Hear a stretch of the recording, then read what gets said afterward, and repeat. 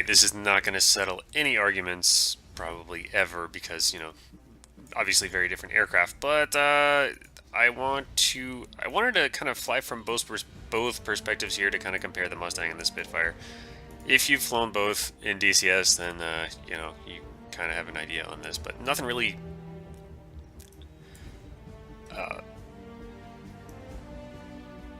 drives the idea home like flying them against each other, which I had never done.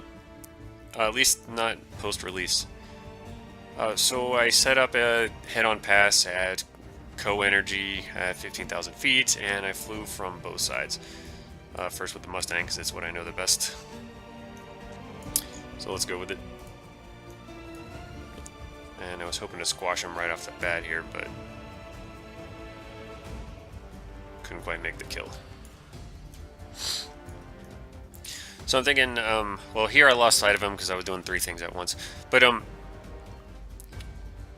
thinking I need to stay fast. If I turn with the Spitfire, I'm just going to be very dead. Oh, by the way, these are both set on average AI, very low. I just wanted to kind of get a feel for it. So yeah, this is the lowest AI setting. I just kind of wanted a quick and easy comparison. So yeah, this is not the what I would call high challenge, but I would say it was much harder to fight against the Spitfire in the Mustang than vice versa, because 1 versus 1, he has a very easy time sticking to my tail like glue. I've got to think about it, think a few moves ahead. Oop, what was that? And use my speed, my better dive, my better roll rate to kind of try and force him to overshoot. Which is hard because he can just slow down and stay inside of my turn very easily.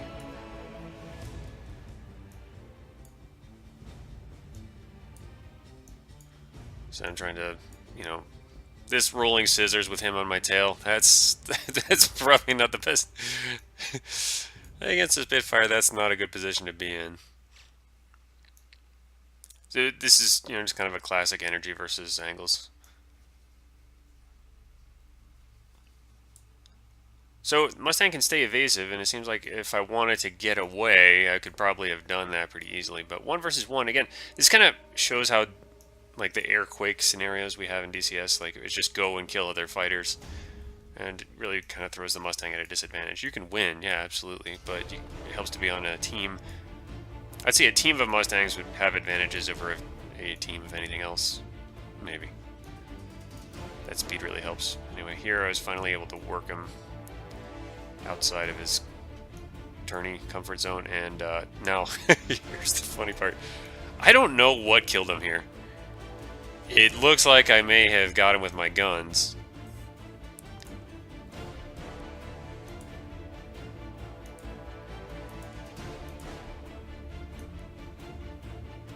But I might have clipped him with my wing and sawed him in half.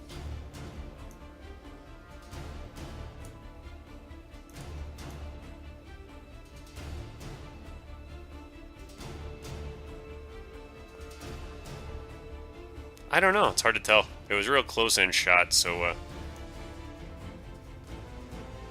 what does that look like to you guys? That looks like my wing hit him in the cockpit. So, was that a decisive victory?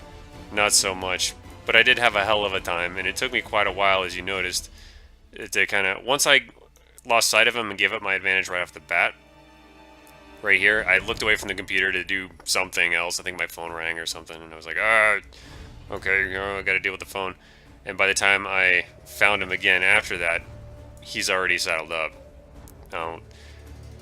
In reality, I probably would have just, he was far away, I probably would have just firewalled the throttle and dove away and separated and, re-engaged maybe later. But since my mission was to kill him specifically, I go up into the vertical and then, throw ourselves into those scissors. So there's that. Same mission from the other perspective. The Spitfire I found in 1 versus 1 maybe much more well suited to a one-on-one fight. Here I'm trying to get a handle on flying a different aircraft. Feels a little less stable.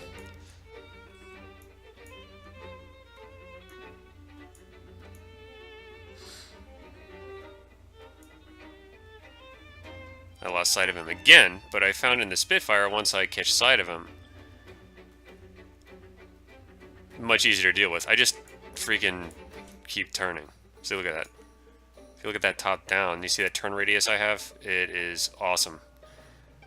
Excellent turn rate, excellent turn radius. Now, had he pulled straight up, yeah, well, or if he dove away. See, look at that geometry. It's very easy for me to keep turning and kind of work my way back behind him.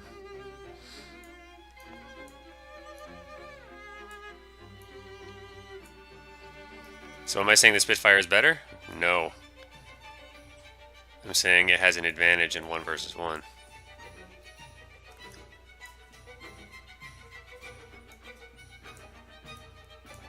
If there's nothing else going on. Now, if it was 2 versus 2, and good coordination, I'd probably go with the Mustangs. Because they can trade off and like do thatch weave type stuff, you know. Have one guy come in real fast while the other one evades. See, he did clip me pretty bit. No, wait, I forgot. I'm so used to flying the Mustang. Right here, I think I shot off his aileron. And the AI went into,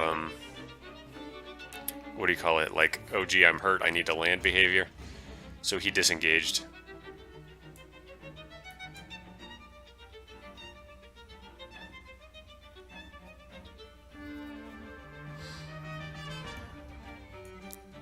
And he's just setting himself up to get trashed.